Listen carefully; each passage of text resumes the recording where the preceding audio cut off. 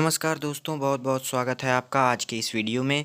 इस वीडियो में हम आपके लिए बोर्ड एग्ज़ाम 2022 हिंदी का क्वेश्चन पेपर लेकर आए हैं। तो अगर आप इस चैनल पर नए हैं तो चैनल को सब्सक्राइब कर लीजिए, साथ में बेल आइकन को भी दबा दीजिए, जिससे बोर्ड एग्ज़ाम के अन्य विषयों के क्वेश्चन पेपर से संबंधित वीडियो की नोटिफिकेशन आपको सबसे पहले मिल सके। तो चलिए हम पेपर देख लेते हैं। पहला क्वेश्चन है हमारा, निम्नलिखित कथनों में से कोई एक कथन सही है, उसे पहचान कर लिखिए। पहला ऑप्शन है आपका, झूठा सच के लेखक रामविलास शर्मा हैं। आवारा मसीहा एक उपन्यास है। महादेवी वर्मा एक उपन्यास लेखिका हैं। चौथा है, हंस पत्रिका के संपादक मुंशी प्रेमचंद हैं। तो इसमें आपका यही सही हो जाएगा, हंस पत्रिका के संपादक मुंशी प्रेमचंद हैं। इसमें आपको सही ऑप्शन बताना था। अगला है ख, कलम का सिपाही के रचनाकार हैं। तो कलम का सिपाही के रचनाकार जो हैं वो अमृत राय जी हैं। नेक्स्ट क्वेश्चन है ग, निम्नलिखित में से किसी एक कृति के लेखक का नाम बताइए। आषाढ़ का एक दिन, क्या भूलूं क्या याद करूं, रसमीमांसा, संस्कृत के 4 अध्याय। इसमें से आपको किसी एक कृति के लेखक का नाम बताना है। तो आषाढ़ का दिन आपका हो जाएगा मोहन राकेश। क्या भूलूं क्या याद करूं, हरिवंश राय बच्चन।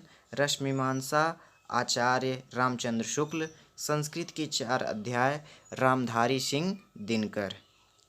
नेक्स्ट क्वेश्चन है घ, सूरज का 7वां घोड़ा के लेखक का नाम लिखिए। तो सूरज का 7वां घोड़ा, इसके लेखक हो जाएंगे धर्मवीर भारती।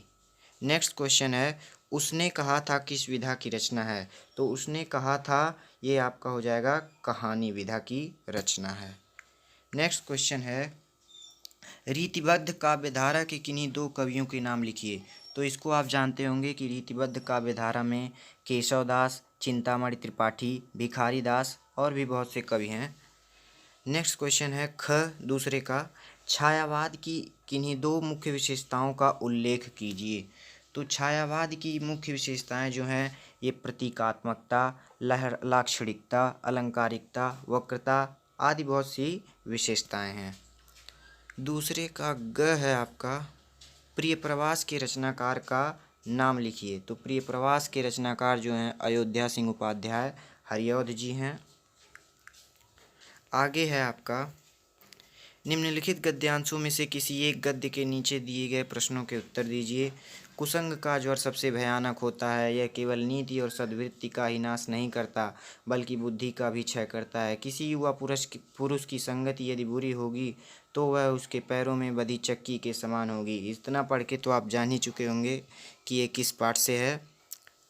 पहला पाठ मित्रता, इसके लेखक रामचंद्र शुक्ल जी हैं। इसमें आपको दिया है, उपर्युक्त गद्यांश का संदर्भ लिखिए, रेखांकित अंश की व्याख्या कीजिए। और तीसरा क्वेश्चन है, उपर्युक्त गद्यांश में सत्संगत की क्या विशेषता बताई गई है। अथवा करके आगे इसमें दिया है, बुद्ध के जन्म की घटनाएं तो इन चित्रित कथाओं में ही उनके पिछले जन्मों की कथाओं का भी इसमें चित्रण हुआ है। पिछले जन्म की ये कथाएं जातक कहलाती हैं। इनकी संख्या 555 है और इनका संग्रह जातक नाम से प्रसिद्ध है, जिनका बौद्धों से बड़ा मान है। इन पिछले जन्मों में बुद्ध ने गज, कप, मृग आदि के रूप में विविध योनियों में जन्म लिया था और संसार के कल्याण के लिए दया और त्याग का आदर्श स्थापित करते हुए बलिदान हो गए थे। इसको भी आपको, ये भी आप जानते ही होंगे किस पाठ से है। देख के तो यही लग रहा है कि ये अजंता पाठ से है, भगवत सरल उपाध्याय द्वारा लिखित। इसमें भी वही है आपका, उपर्युक्त गद्यांश का संदर्भ लिखिए, रेखांकित अंशों की व्याख्या, जातक कथाएं क्या हैं और इनमें किन योनियों के जन्म का वर्णन है। ये आपका अथवा करके दिया था। नेक्स्ट है आपका, निम्नलिखित पद्यांशों में से किसी एक की संदर्भ सहित व्याख्या कीजिए तथा उसका काव्य सौंदर्य भी स्पष्ट कीजिए। शीश जटा उर्बाहु विशाल विलोल, चन लाल तिरछी सी भौहें, तून तराश सरासन बान धरे, तुलसी बन मार्ग में सुठि सोहें, सादर 12 बार शुभाय चितै, तुम त्यों हमरो मन मोहें। यह गोस्वामी तुलसीदास द्वारा रचित वनपथ पर नामक पाठ से लिया गया है। अथवा इसमें भी आपको अथवा करके दिया है। सच्चा प्रेम वही है जिसकी तृप्ति आत्मबलि पर हो निर्भर, त्याग बिना निष्प्राण प्रेम है। देख सकते हैं आप ये पूरा।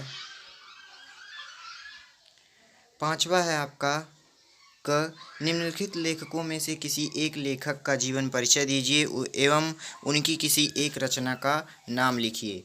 जयशंकर प्रसाद, डॉक्टर राजेंद्र प्रसाद, आचार्य रामचंद्र शुक्ल। ये आपका 3 नंबर का है, 2 नंबर जीवन परिचय के लिए और 1 नंबर रचना के लिए।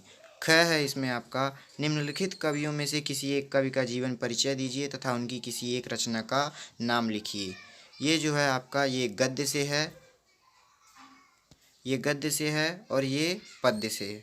तो पद्य में आपको तुलसीदास, सूरदास, बिहारी लाल तीनों में से किसी एक का जीवन परिचय लिखना था।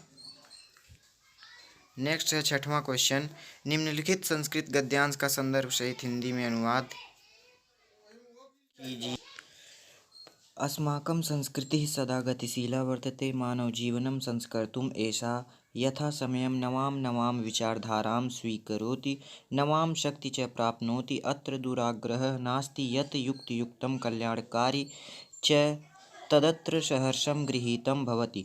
एतस्याः गतिशीलतायाः रहस्यं मानवजीवनस्य शाश्वतमूल्येषु निहितं। तद् यथा सत्यस्य प्रतिष्ठा, सर्वभूतेषु समभावः, विचारेषु औदार्यम्, आचार्य दृढ़ता चेति। ये आपका संस्कृत खंड के भारतीय संस्कृत पाठ से लिया गया है। इसमें भी आपका 6वें प्रश्न में अथवा दिया है। हतो वा वाप्स्यसि, अथवा दिया है आपका हतो वा प्राप्स्यसि स्वर्गं जित्वा वा मोक्ष्यसे महीम्, तस्मादुत्तिष्ठ कौन्तेय युद्धाय कृतनिश्चयः। ये तो मुझे समझ में नहीं आ रहा है कि किस पाठ से लिया गया है। ये आप लोग देख के कमेंट में बताइएगा ज़रूर।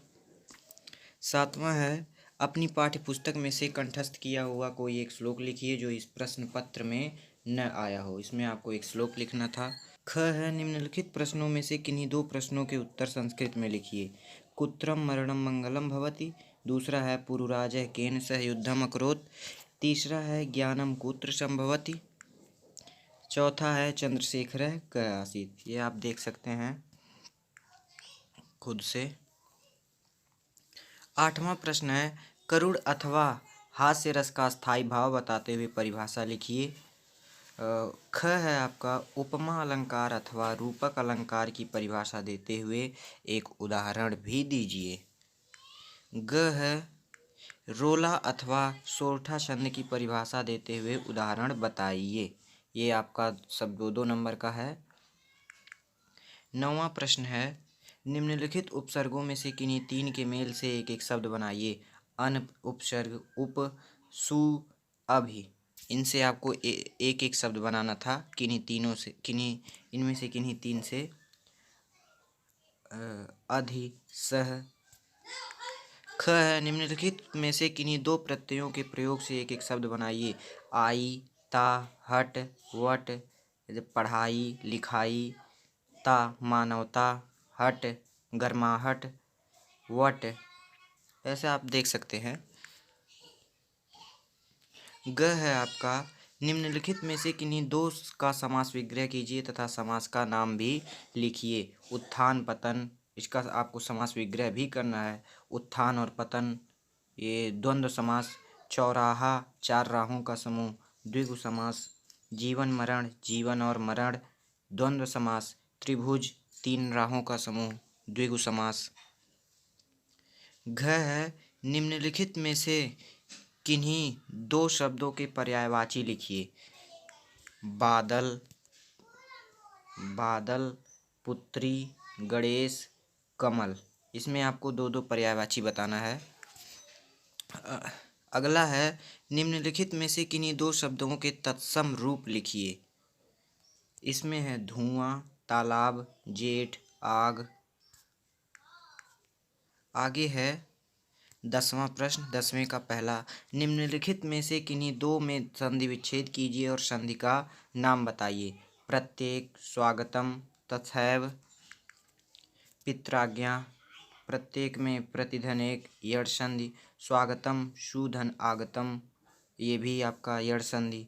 तथैव तथाधन एव, यड़ संधि। पित्राज्ञा पितृधन आज्ञा, ये भी यड़ संधि।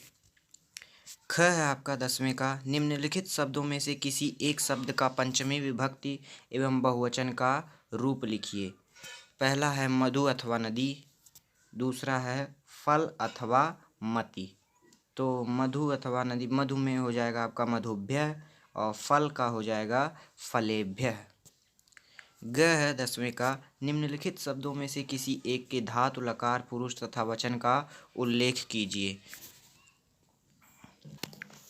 अपठाम हसथ पठतः हसेत। तो अपठाम में हो जाएगा आपका पठ धातु लंग लकार उत्तम पुरुष बहुवचन। हसथ में हो जाएगा हस धातु लट लकार मध्यम पुरुष बहुवचन। पठतः का हो जाएगा पठ धातु लट लकार प्रथम पुरुष द्विवचन। हसेत का हो जाएगा आपका हस धातु विधिलिंग लकार प्रथम पुरुष एक वचन। आगे है घ, निम्नलिखित में से किन्हीं दो वाक्यों का संस्कृत में अनुवाद कीजिए।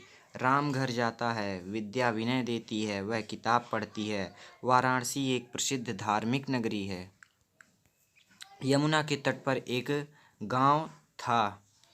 11वां क्वेश्चन है, निम्नलिखित में से किसी एक विषय पर निबंध लिखिए। आतंकवाद की समस्या, जनसंख्या नियंत्रण, पर्यावरण प्रदूषण, मेरा प्रिय कवि। इसमें से आपको किसी एक पर बढ़िया से जो आपका तैयार हो वो लिखना था। 12वां क्वेश्चन है, अपने पठित खंड काव्य के आधार पर निम्नलिखित प्रश्नों में से किसी एक का उत्तर दीजिए। तो खंड काव्य आप देख सकते हैं, मुक्तिदूत खंड काव्य, अग्रपूजा, ज्योति जवाहर, मेवाड़ मुकुट खंड काव्य, जय सुभाष खंड काव्य, मातृभूमि के लिए ये भी एक खंड काव्य है, कर्ण खंड काव्य, कर्मवीर भरत, तुमुल, ये सभी खंड काव्य आप देख सकते हैं। तो ये थी हमारी आज की वीडियो। अगर वीडियो अच्छी लगी हो तो वीडियो को लाइक करें, चैनल को सब्सक्राइब करना ना भूलें। वीडियो को अंत तक देखने के लिए बहुत बहुत धन्यवाद।